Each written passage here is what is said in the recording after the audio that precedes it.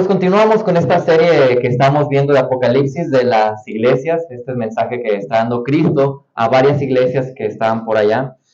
Entonces ya hemos visto 4 de ellas, más o menos 3 o 4. Ahora vamos a ver la iglesia de Tiatira. Ahí en Apocalipsis acaba de leer Alejandro el texto, Apocalipsis 2, 18 al 29. No voy a volver a leer el texto, ya Alejandro lo leyó, pero viendo todo lo que estaba diciendo en esa porción, Cristo, estaba pensando de qué manera puedo bosquejar este texto, cómo puedo titular esto, dónde está la idea principal, qué es lo que quiere decirnos Dios.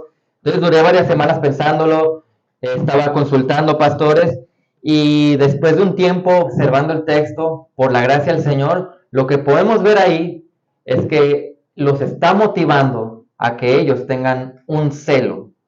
El día de hoy he titulado este sermón Celo por Dios. Ellos tenían que luchar por un celo fiel a Dios. Por eso vemos las cosas que se escriben ahí y lo que estaba pasando. Entonces ellos tenían que luchar por un celo fiel a Dios. Y estaba yo tratando de analizar esta palabra celo, porque si estamos hablando de que el título trata sobre el celo por Dios, yo debo de tratar de entender correctamente qué significa la palabra celo. Y según la RAE, por ejemplo, según el diccionario, la Real Academia Española, dicen que celo es cuidado, diligencia e interés con que una persona lleva a cabo sus deberes o lo que tiene a su cargo. O dan otra definición, dicen, es interés ardiente y activo por una causa o persona, especialmente por la gloria de Dios y el bien de las almas. Y en sí, habitualmente cuando nosotros escuchamos la palabra celo o celoso, ¿qué se nos viene a la mente? Una connotación negativa, ¿no? No, es bien celoso ese cuidado, ella es bien celosa, no lo deja en paz. Lo relacionamos con cosas negativas y la razón de que nosotros hagamos esto es porque estamos manchados de pecado. Y la manera en como nosotros expresamos el celo generalmente es de esa manera, de una forma pecaminosa, posesiva, dominante, controladora, etcétera, malvada. Pero nosotros, como creyentes, tenemos que demostrar un celo, pero un celo bíblico, un celo por Dios, un celo que lo que busca es darle la gloria a Él, un celo que lo que busca es entregar tu vida a Él. Entonces hay un contraste entre el celo mundano y el celo que Dios demanda de nosotros. El día de hoy lo que quiero hacer es mostrarles cómo podemos luchar nosotros para desarrollar este celo.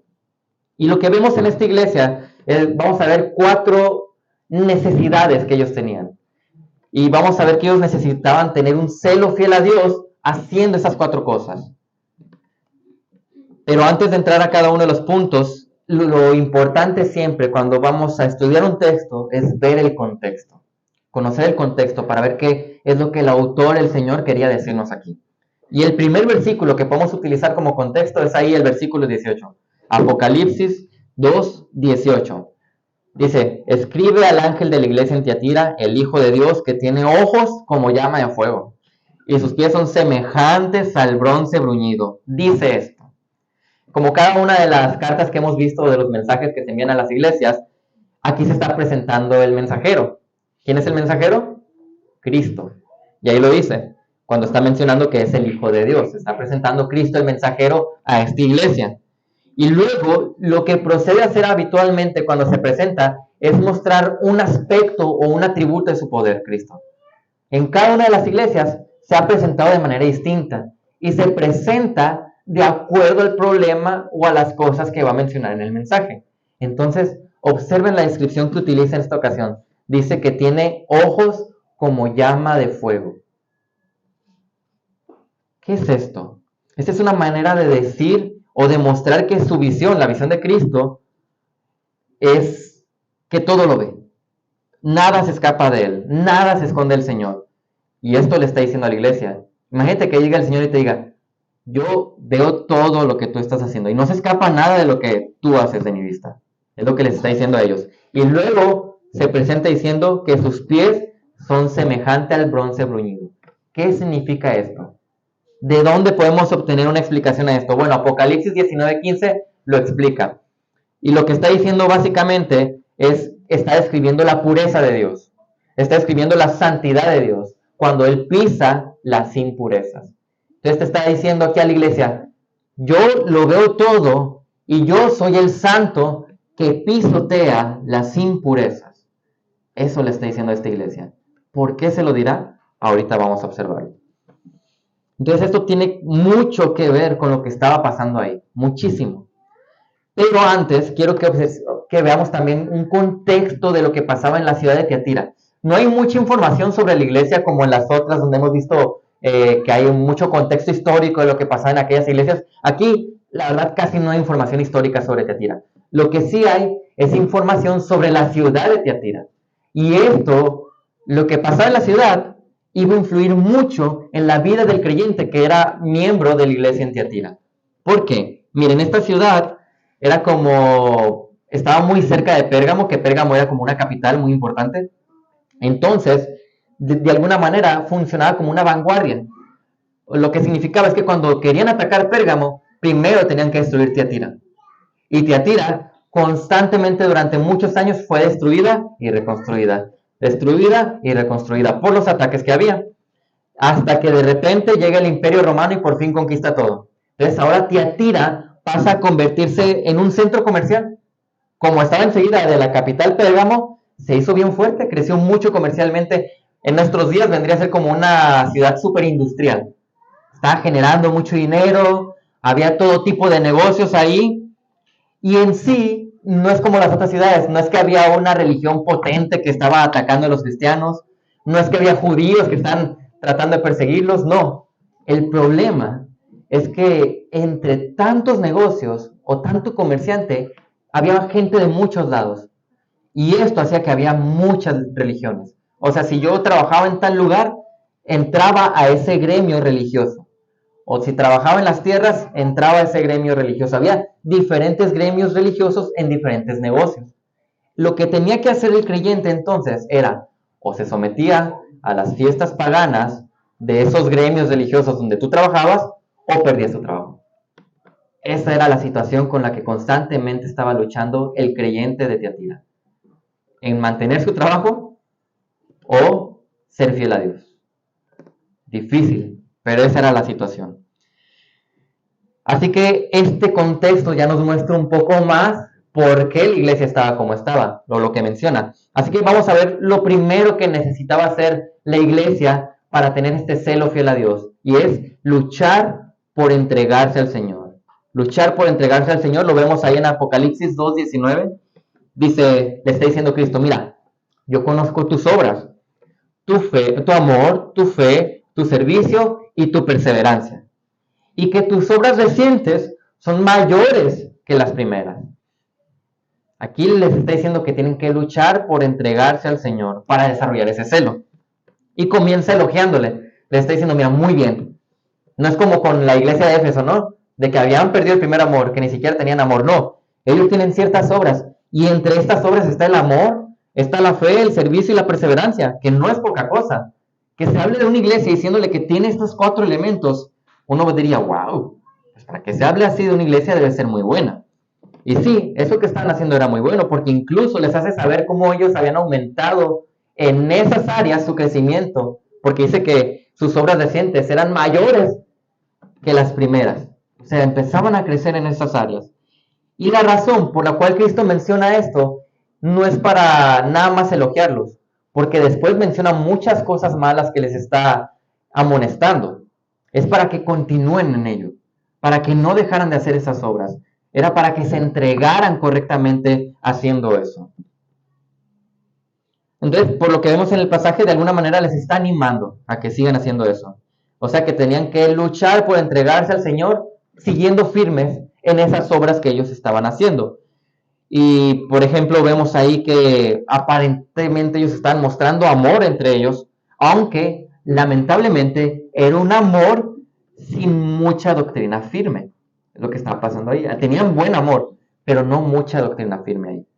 Juan 13, 34-35 dice, un mandamiento nuevo les doy. Y aquí está Cristo hablando. Dice, que se amen los unos a los otros y que como yo los he amado, así también se amen los unos a los otros. Y luego menciona al final en el 35, en esto conocerán que son mis discípulos. O sea, esta es una prueba de que alguien es su discípulo, si se tienen amor los unos a los otros. Ahorita voy a hablar un poco más del amor, pero después elogia la fe. Y la manera en cómo escribe esto y el contexto en el que lo está diciendo, está tratando de decirles, esa fe que mostraban le estaba mostrando que eran fieles, confiables y leales. Un grupo de la iglesia. Santiago 2:17 dice, así también la fe por sí misma, si no tiene obras, está muerta. Por eso les estaba elogiando esas obras, porque están evidenciando una fe viva por medio de ellas. Y ya después menciona el servicio y la perseverancia. Esos 4 elementos, toda iglesia debería tenerlos. Toda iglesia debería caracterizarse por ser amorosa, por tener fe, perseverancia, servicio. Y si se fijan, lo que estamos viendo aquí es que el amor que ellos se tenían unos a otros debía resultar en ese servicio que estaban mostrando. La fe que estaban mostrando debía resultar en esa perseverancia que estaban teniendo. Pero aquí está hablando a cierto grupo solamente, porque el resto de la iglesia estaba pasando por una situación pecaminosa horrible. Pero este pequeño grupo de hermanos eran amorosos, fieles, perseverantes y serviciales. Eso les está diciendo a ellos. Y la verdad, hablar mucho del amor, ya lo entendemos, que es amor, negarse a uno mismo, amar a los demás, buscar a los demás, y lo vemos en el servicio que nosotros damos a los demás, cómo nos involucramos en sus vidas, cómo los estamos buscando, cómo nos estamos conectando unos con otros, cómo estamos buscando la unidad y manteniendo esta unidad dentro de la iglesia. Vemos la fe en la fidelidad que mostramos al Señor, en la fidelidad a la doctrina, en la fidelidad a mostrar las obras de justicia que el Espíritu Santo nos está capacitando a hacer. Y eso nos hace perseverar en el Señor. Eso lo entendemos. La pregunta es, si nosotros estamos escuchando esto, si estamos entendiendo esto, si vemos que son elementos bien importantes para cada uno de ustedes, porque si hablamos que son elementos importantes para la iglesia, ustedes y yo somos la iglesia. Entonces, amas a tu iglesia. Y ojo, no es amas a algunos hermanos de tu iglesia, no. ¿Amas a tu iglesia local? Si la respuesta es sí, ¿en qué maneras tú estás demostrando ese amor? Porque ellos lo demostraban con servicio. ¿En qué maneras demostramos el amor que decimos tener por la iglesia? ¿Se caracteriza porque eres una persona tu servidora? O por lo menos, cuando dices que vas a servir, ¿cumples con ese servicio? ¿O terminas por fallar? Hablando de tu fe es mostrada de tal manera que los demás alrededor pueden verte como alguien confiable y fiel. Y no lo hacemos por eso, no somos fieles para que los demás nos vean. Pero si eres fiel, eso se va a notar. Hay quienes son más fieles y más leales a sus convicciones que a la Biblia o a la fe bíblica. ¿Perseveras tú firmemente en la palabra, en la doctrina, en la fe? ¿O eres un cristiano de domingos que no ve su Biblia toda la semana, que ignora incluso las exhortaciones, que la doctrina expuesta no le gusta y que constantemente las pruebas suelen hacerlo dudar o cambiar de parecer? Estas preguntas son de autoevaluación para nosotros. Miren, nosotros debemos luchar todos, pero todos los creyentes, por una entrega verdadera a Dios. Y esa entrega implica para cada uno de nosotros mucho involucramiento dentro de la iglesia local. ¿Por qué? Porque es el organismo que el Señor ha dejado para que nosotros hagamos eso. Es lo que el Señor nos ha otorgado, es el misterio del que hablaban antes, es el misterio que ha sido ya revelado para nosotros y es la iglesia. Y es donde debemos de entregarnos en amor, en servicio, fe y perseverancia. Es la iglesia. Es involucrarte en la iglesia y dejar mucho del mundo. Evidentemente es negarse. Entonces la entrega a Dios conlleva por consecuencia el que tú abandones muchas cosas de tu vida. Tienes que abandonar pecado. Tienes que abandonar cosas que te estorban para crecer. Tienes que abandonar cosas que ofenden a Dios. Tienes que abandonar el sistema o la cultura del mundo como se predicaba la semana pasada. Y aparte de abandonar todo eso para entregarte a Dios, tienes que correr a la santidad. Es de esa manera. Yo no nomás tengo que abandonar eso y listo. No, sino que dejo el pecado y corro hacia allá, hacia la santidad, al lado opuesto. Observen lo que dice en la segunda parte del versículo 1 de Hebreos 12. Despojémonos también de todo peso y del pecado que tan fácilmente nos envuelve. Y aparte de despojarse, dice, y corramos con paciencia la carrera que tenemos por delante. ¿Cuál es esa carrera? La carrera a la semejanza a Cristo, a la santidad, al darle la gloria a Dios. Es eso. Pero ojo, es despojarnos del peso y del pecado. Identificamos el pecado, ¿no? Todo aquello que ofende a Dios. Pero el peso incluso son aquellas cosas que en sí no son pecado, pero no te permiten crecer.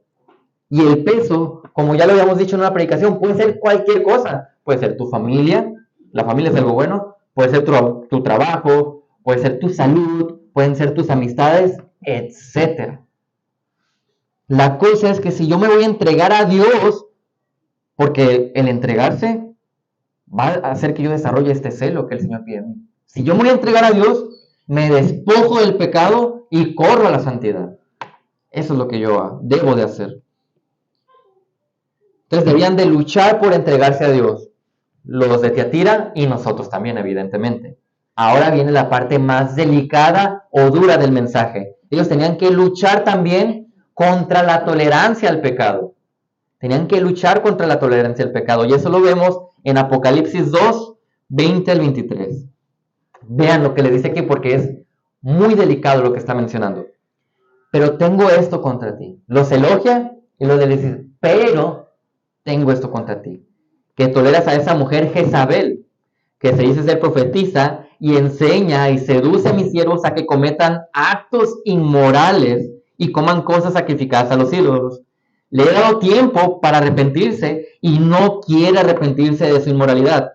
Por eso la postraré en cama y a los que cometen adulterio con ella los arrojaré en gran tribulación si no se arrepienten de las obras de ella. A sus hijos mataré con pestilencia y todas las iglesias sabrán que yo soy el que escudriña las mentes y los corazones y les daré a cada uno según sus obras. Muy fuerte lo que está mencionando aquí. Por eso les digo que en este punto lo que vemos es que debemos de luchar en contra de la tolerancia al pecado. Porque lo que estaban haciendo ellos era justamente eso, tolerar el pecado. Por eso se les está exhortando. Tenían que luchar contra esa mujer Jezabel que está mencionada ahí. Y el pecado que parece es en el que la mayoría de la iglesia está involucrado, si se fijan, lo que vemos ahí es que se habían diluido. Ellos se habían diluido en la enseñanza bíblica. Doctrinalmente se habían diluido. ¿Por qué? ¿Dónde veo yo que se habían diluido? Para empezar, ¿qué hace una mujer dirigiendo y enseñando en la iglesia?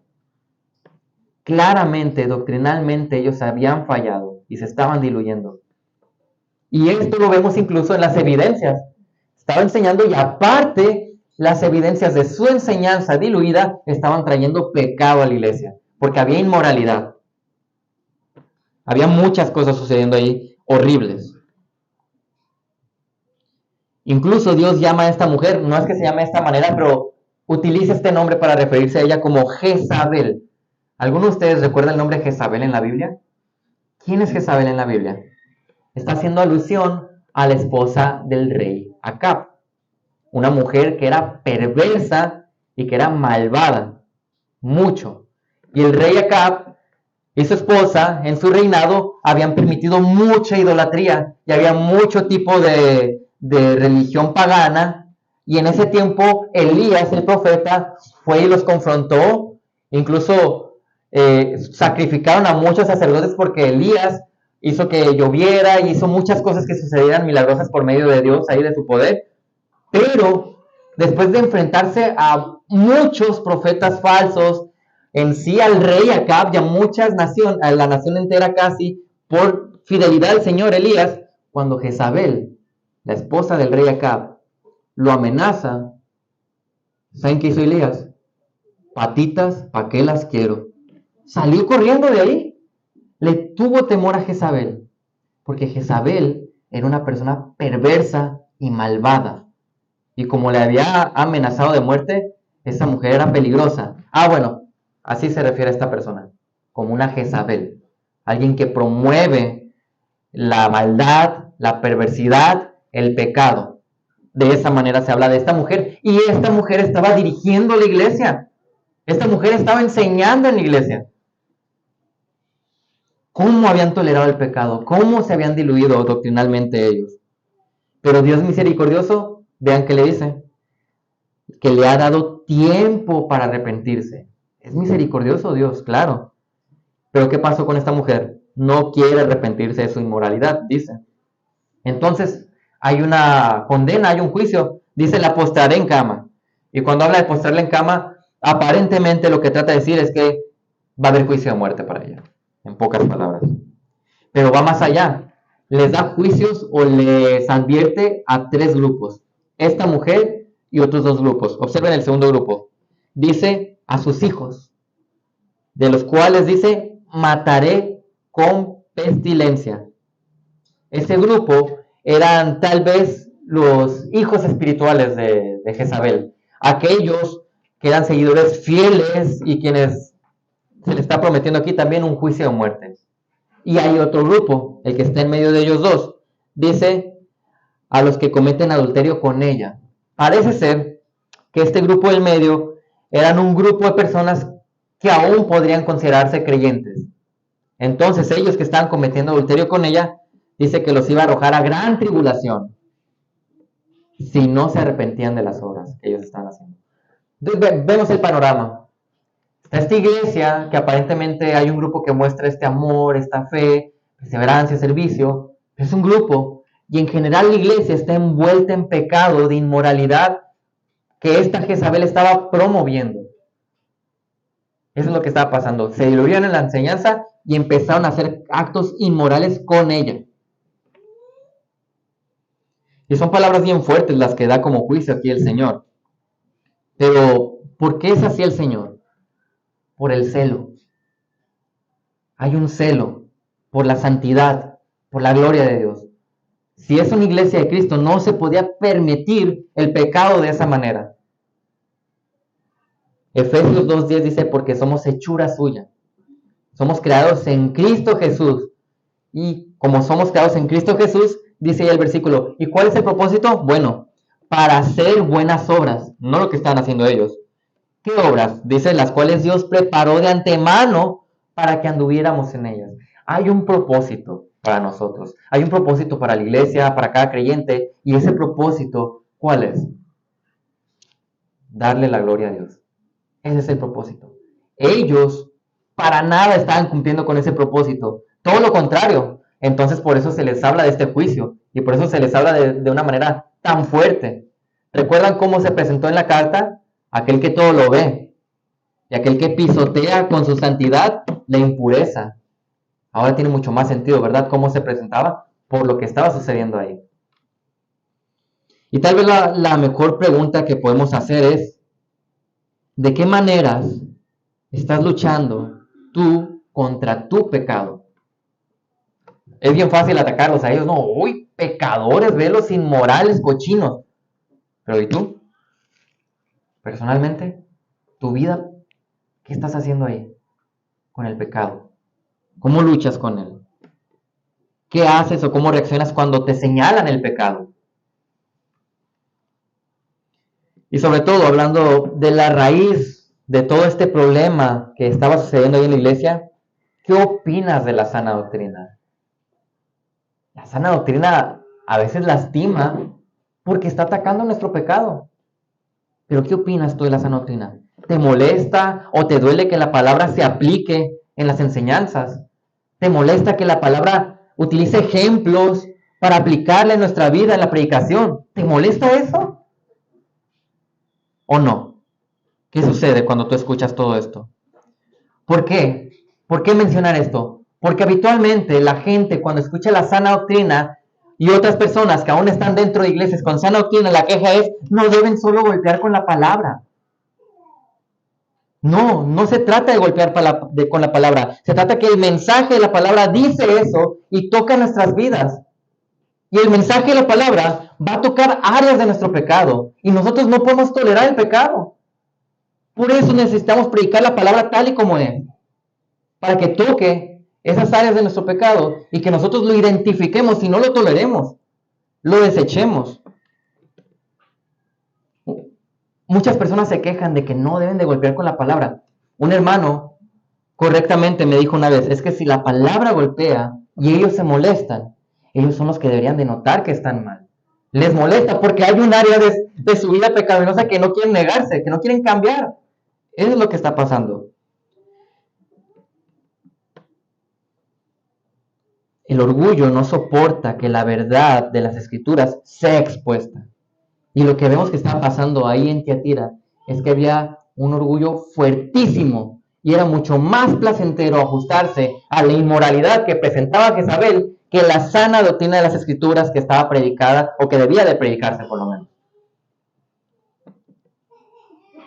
Y nosotros no podemos tolerar el pecado.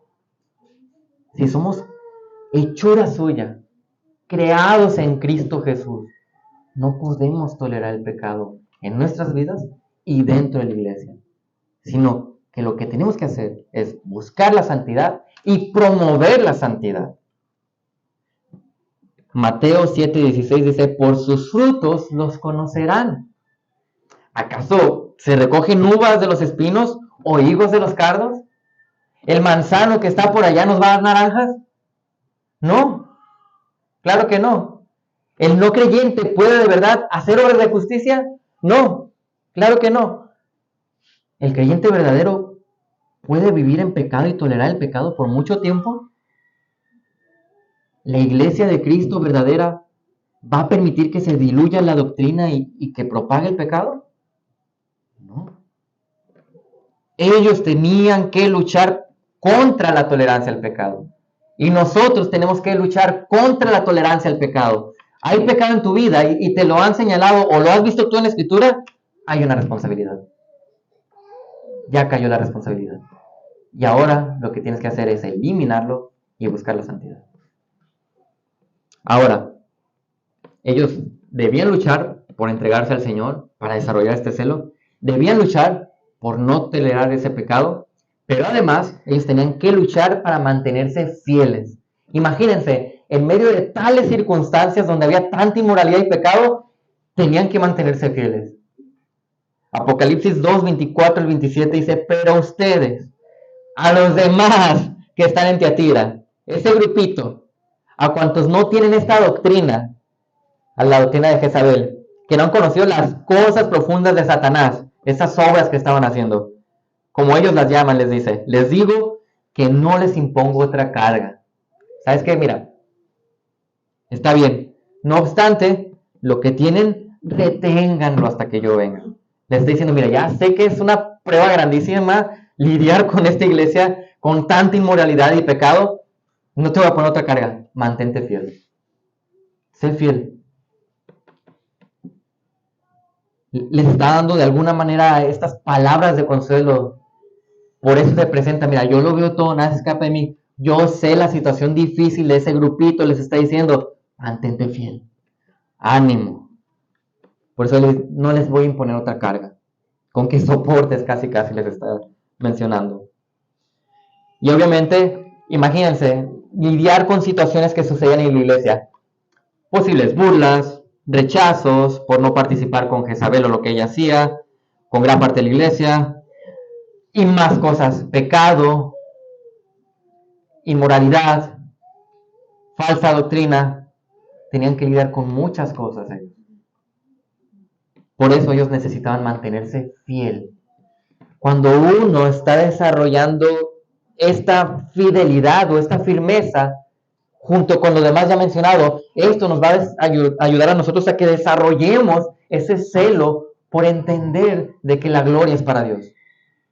Y cuando yo entiendo que la gloria es para Dios, yo no voy a permitir el pecado o yo no voy a estar estático en la iglesia, sino que yo me voy a entregar a Él en diferentes maneras y me mantengo firme, fiel a Dios en la palabra y en las obras que el Señor hace en mí por medio de escuchar su palabra. Es por eso que después le dice, no obstante lo que tienen, reténganlo hasta que yo venga. Básicamente es una exhortación a que, órale, no te confíes, no te diluyas como la mayoría, mantente fiel.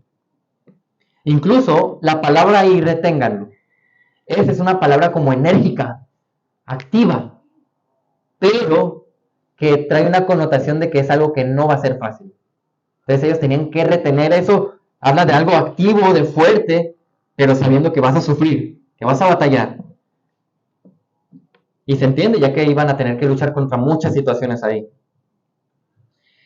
Romanos 12:9 dice, el amor sea sin hipocresía, aborreciendo lo malo, aplicándose a lo bueno. Es un contraste, aborrecemos lo malo y nos aplicamos a lo bueno. Santiago 2:18 dice, pero alguien dirá, tú tienes fe y yo tengo obras.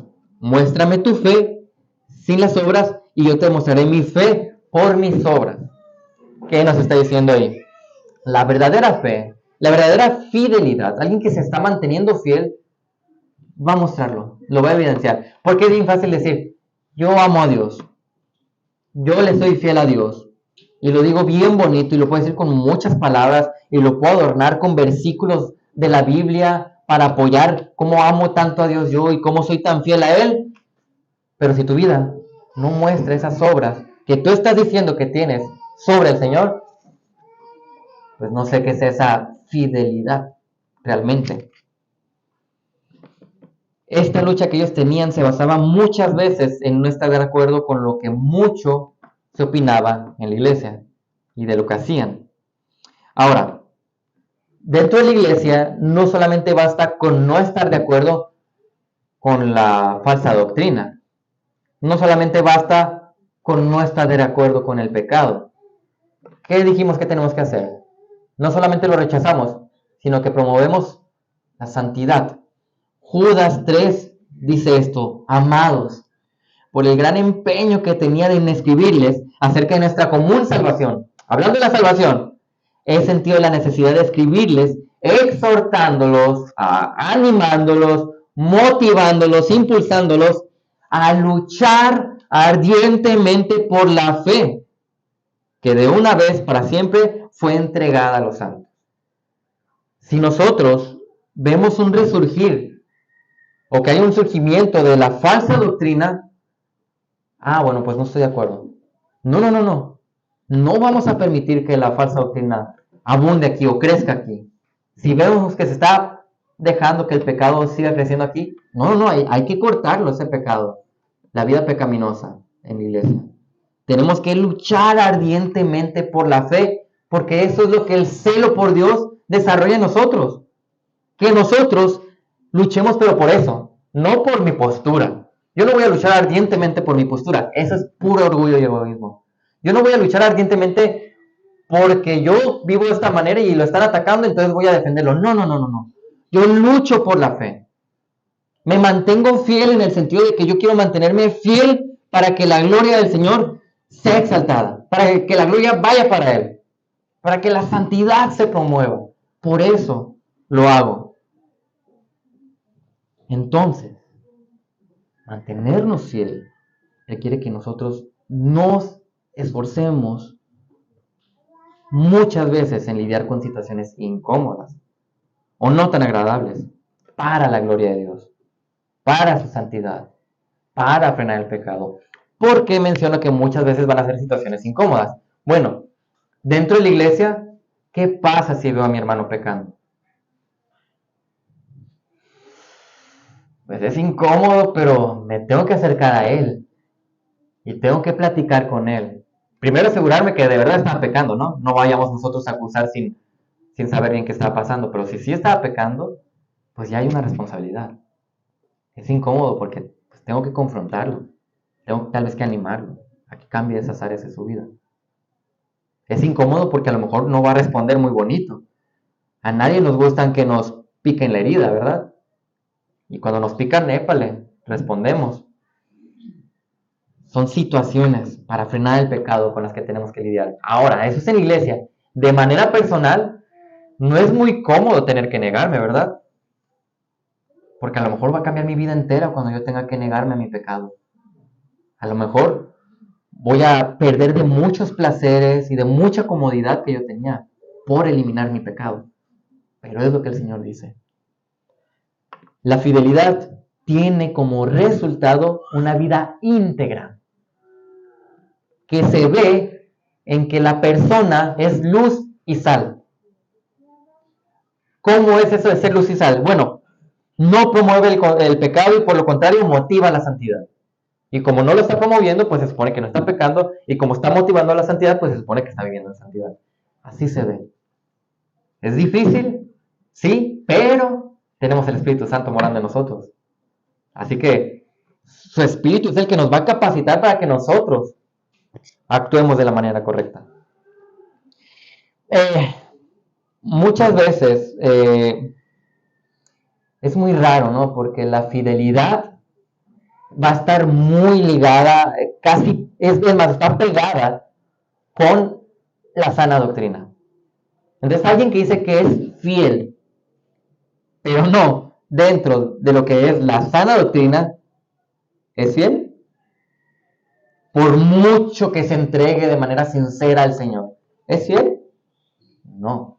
Porque yo veo muchas religiones falsas donde sus seguidores son sumamente entregados a esa falsa religión y muy sinceros, pero eso no es una fidelidad a Dios. Aunque yo le llame católico, apostólico, lo que tú quieras de cualquier otra de esas sectas, por más que se esfuercen sinceramente por mantenerse fiel a Dios, como no es dentro de lo que su palabra dice, eso no es fidelidad. Si yo voy a mantenerme firme y fiel, siempre tiene que ser dentro de la sana doctrina. O sea, de lo que Dios dice, para entenderlo bien, de lo que Él nos está diciendo aquí. Entonces, si yo saco algo fuera de contexto o invento una enseñanza de esto, por más sinceridad que yo le meta, no puede ser fiel. Y no vas a desarrollar ese celo. No estás dándole la gloria a Dios. Estaba pensando pues esto se puede aplicar de muchísimas maneras, ¿no? ¿Cuántos errores no podemos ver? ¿Y cuántas formas de aplicar correcta la Biblia no podemos ver? Muchísimas. Hay muchísimas formas. Pero lo curioso es ver lugares donde las personas dicen que son fieles, pero no dentro de los márgenes de la sana doctrina. Por ejemplo, conozco personas que dicen, sabes que yo quiero hacer lo correcto para el Señor y quiero mantenerme fiel al Señor, pero no estoy en una iglesia ni recomendable, o no estoy en un lugar donde ni siquiera me pueden pastorear a lo mejor. Entonces yo, por más fidelidad que quiera mantener muchas veces en esos lugares, a veces ni siquiera estoy dentro de los márgenes de lo bíblico. Ahora, eso es fuera. Dentro de la iglesia sucede. Agarrando, por ejemplo, ese ejemplo de ser pastoreado. Podemos estar en una iglesia donde, mira, la sana doctrina, ahí está, correctamente, no hay problema. Pero de todas maneras yo no quiero ser pastoreado. Yo no permito ser pastoreado, o yo no quiero servir, o yo no quiero involucrarme en la vida de los demás. Sí, estamos dentro de los márgenes de la sana doctrina en esta iglesia, pero no estoy viviendo esa fidelidad realmente, por más que lo muestre, lo diga, o es que mira, sí soy fiel porque vine a la iglesia sana. Pues no lo estoy viviendo. Y ojo, el que es pastoreado es la oveja, el diácono y el pastor. Todos son pastoreados, o todos deben de ser pastoreados. Hablando de ese ejemplo, y si no lo eres, si no eres pastoreado por un pastor de tu iglesia local, ¿qué está pasando? O por los dos en este caso. O si no estás sirviendo en tu iglesia local, ¿qué está pasando?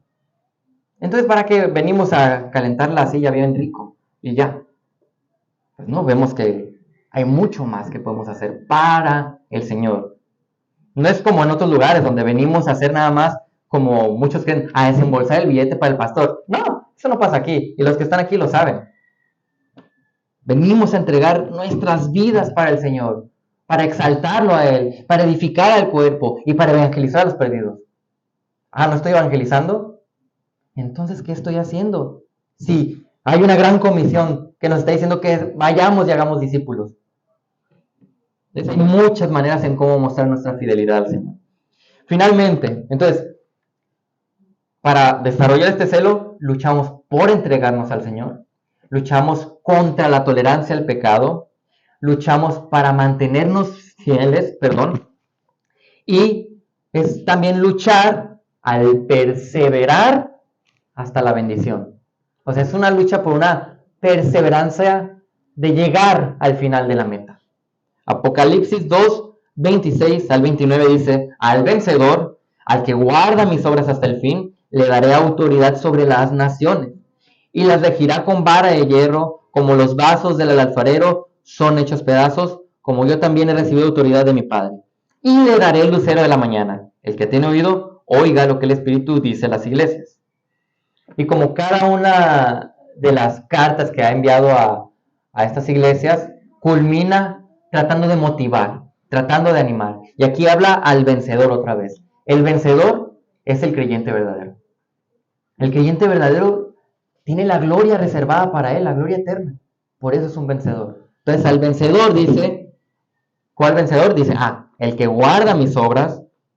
Eso es un contraste con lo que pasaba ahí, ¿no? Mientras los otros no lo guardaban, bueno, el que guarda mis obras hasta el fin. ¿Qué final? Hasta el fin de su vida o hasta que el Señor venga. Pero que las guarda hasta el fin, ese es el que va a gozar de esa bendición. Y obviamente, quien persevera hasta el final es la evidencia clara de que ese es un regenerado, un nacido nuevo, el creyente verdadero. Entonces, a esta persona, el creyente verdadero, dice, ese que perseveró hasta el final de su vida o hasta que Cristo volvió, dice, le daré autoridad sobre las naciones. Ojo con la promesa, ¿eh? Si tú eres creyente aquí, escucha lo que el Señor dice. Dice, le daré autoridad sobre las naciones y las regirá con vara de hierro, como los vasos del alfarero son hechos pedazos. O sea que yo, si soy creyente el día de hoy, yo ya puedo gobernar las naciones con autoridad. ¿Eso me está diciendo el Señor? ¿Esa es mi promesa? No. Miren, esto es extraído de una promesa en Salmos. Salmos 2, 7 al 9 dice, ciertamente anunciaré el decreto del Señor que me dijo, mi hijo eres tú, yo te he engendrado hoy. Pídeme y te daré las naciones como herencia tuya, y como posesión tuya los confines de la tierra. Tú los quebrantarás con vara de hierro, los desmenuzarás como vaso de alfarero. Es lo mismo, de ahí se ha extraído esto. Esto es una promesa escatológica. ¿Cuándo va a suceder esto? No me voy a meter mucho en escatología, pero ¿cuándo va a suceder esto? ¿Cuándo voy a disfrutar yo de la promesa de tener autoridad sobre las naciones? De regir con vara de hierro. ¿Cuándo? Bueno, escatológicamente hay un momento llamado milenio. Y nosotros vamos a gozar de tener a Cristo reinando aquí, físicamente. Y en ese reino físico en el que Cristo va a estar con nosotros, nosotros les vamos a acompañar. Y esa es la promesa. Te está diciendo, mira, la promesa es que tú vas a estar con Él. Ahí Cristo te está diciendo, me vas a acompañar. Son eventos que específicamente ocurren en el milenio. Apocalipsis 19:15 dice, de su boca sale una espada afilada para herir con ella a las naciones y las regirá con vara de hierro. Si se fijan, está diciendo lo mismo. Él mismo pisa el lagar del vino del furor de la ira de Dios Todopoderoso. Entonces, eso es una promesa para el creyente. Después de todo lo difícil que tenía que vivir el creyente de Tiatira, de la situación tan fea que estaba pasando en la iglesia, los está motivando, les está diciendo, pero mira, tu fidelidad, tu celo, tu perseverancia tiene una gran recompensa. Dice, como yo también he recibido la autoridad de mi Padre, hablando de Cristo, que Él es quien va a reinar. Dice que nos dará el lucero de la mañana. Hay un poco de especulación sobre qué se refiere el lucero de la mañana. Los teólogos de repente no se ponen de acuerdo en algunas cosas, pero respecto a lo que significa esta figura literaria. Pero aparentemente simboliza que es Cristo. Apocalipsis 22:16 dice: yo Jesús he enviado a mi ángel a fin de darles a ustedes testimonio de estas cosas para las iglesias. Yo soy la raíz y la descendencia de David, el lucero resplandeciente de la mañana. Así se está hablando Cristo de sí mismo. Entonces, el que nosotros tengamos el lucero de la mañana vendría a ser algo así como el cumplimiento de lo que vemos de 1 Corintios 13:12, porque ahora vemos por un espejo veladamente, pero entonces veremos cara a cara. Ahora conozco en parte, pero entonces conoceré plenamente como he sido conocido. Aparentemente, lo que la mayoría de los teólogos mencionan es que es eso, básicamente, el cumplimiento de estar con Cristo. Y culmina, como cada carta o como cada mensaje que ha enviado, con una exhortación. El que tiene oído, oiga lo que el Espíritu dice a las iglesias. Obedece lo que acabas de escuchar. Cambia lo que se te acaba de exhortar. Sigue fiel en lo que se te ha elogiado. Eso te está diciendo ahí Cristo. De tal manera que esta motivación a vivir luchando, al perseverar en recibir la bendición prometida por Dios, es una esperanza para nosotros. Es algo en lo que podemos descansar. Es algo en lo que nos debemos de regocijar. Es algo que nos debe de dar gozo. Algo que nos debe de mover a hacer todo lo que nos ha dicho. La lucha de la perseverancia hasta recibir la bendición es la prueba irrefutable de que alguien es nacido de nuevo y verdadero creyente. Y aquí es muy importante mencionar algo, porque estamos hablando de mucha bendición para el creyente, ¿verdad? Entonces tú como creyente escuchas esto y venga chepa acá, ¿verdad? Que ya venga el Señor para poder disfrutar de esto. Pero tú que escuchas esto y que a lo mejor estás en dudas, o que tú sabes que no eres creyente, escuchar primero el juicio tan fuerte contra Jezabel y el contraste de la bendición que hay para el creyente, tal vez haga algo de eco en tu cabeza. Y lo importante escuchar para ti el día de hoy es: tú puedes ser merecedor de esa bendición. Tú no creyente, arrepiéntete de tus pecados. Busca a Cristo. Ora al Señor, búscalo. Pídele a los pastores que te ayuden. Si no entiendes, búscalos a ellos.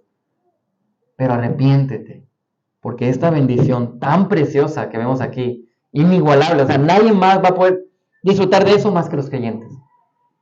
Esa preciosura puede o ser tuya, puedes recibirla de parte del Señor, o recibir todo lo contrario, si no te arrepientes. Es importante eso. Así que vimos entonces 4 cosas que necesitaba hacer la iglesia y que necesitamos hacer nosotros para tener un celo fiel a Dios, que es luchar por entregarse al Señor, luchar contra la tolerancia al pecado, luchar para mantenerse fiel y luchar al perseverar hasta la bendición. La iglesia no puede permitirse el no tener un celo por el Señor. Sería raro, ¿no? De hecho, es raro que un creyente no esté desarrollando un celo por Dios. Y nuevamente, cuando hablamos de este celo, es esta necesidad de promover la santidad para la gloria de Dios. Esta necesidad de buscar que Dios sea exaltado. Si no hay eso en nosotros, hay que evaluarnos. A nadie más se le debe la gloria, solo a Dios. Por lo tanto, nuestra tarea más importante como creación es hacer eso, darle la gloria. Buscar darle la gloria. Como iglesia existimos y hemos sido creados para darle la gloria. Darle la gloria a Dios por medio de la adoración que nosotros hacemos, por medio de la edificación que nosotros tenemos unos por otros, por medio de la evangelización que hacemos con los de fuera. Por medio de todo eso le damos la gloria a Dios. Evidentemente, esto es a grandes rasgos. Si ya nos vamos a detalles más pequeños, bueno, pues ahí entra tu santificación personal, ahí entra tu servicio específico en áreas de la iglesia, ahí entra las maneras diferentes en cómo te involucras en el evangelismo o en la plantación de iglesias, etcétera, etcétera. si ya nos vamos a cosas más detalladas. Lo importante es que busquemos desarrollar ese celo por Dios y no permitir que pase lo que pasó en Tiatira, porque lo que ocurría en Tiatira era horrible, tanto la falsa doctrina como la cantidad de pecado que se estaba promoviendo. Amén, hermanos. Muy bien, pues los invito a que oremos para dejar ese tiempo, hermanos.